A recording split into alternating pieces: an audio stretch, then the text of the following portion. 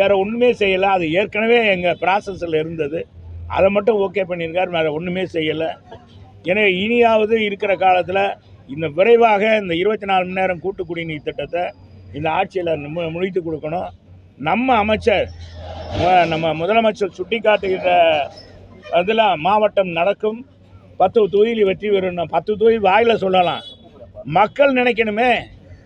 மக்கள் நினைத்திருந்தால் நேற்று லட்சக்கணக்கான மக்கள் கூடியிருப்பாங்க. இன்னொரு சித்திரத்திலாவாக அது மதுரை காட்சி அளித்திருக்கும். ஆனால் அவர் வந்தது அப்படி இல்லை. செயற்கையாக கூட்டப்பட்ட கூட்டம், அது தானாக சேர்ந்த கூட்டம் இல்லை.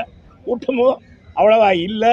அதுதான் வாஸ்தவமானது. ஒரு இடத்துல ஒரு குறிப்பிட்ட இடத்துல மட்டும் கொடையை பிடிக்க விட்டாங்க. அது கருப்பு கூட பிடிச்சாலே நமக்கு என்ன மனசில் வருது, நம்ம முதலமைச்சர் வெள்ளை கூட பிடிப்பார் அப்படின்னு தான் நினப்பு வருது. அவர் கருப்பு கொடை பிடிச்சி அவருக்கு வரவேற்பு கொடுத்தாங்க கருப்பு சிவப்பில். அது மட்டும் ஒரு குறிப்பிட்ட ஏரியாவில் தொண்டர்களை வச்சு நிப்பாட்டி எடுத்திருக்காங்க.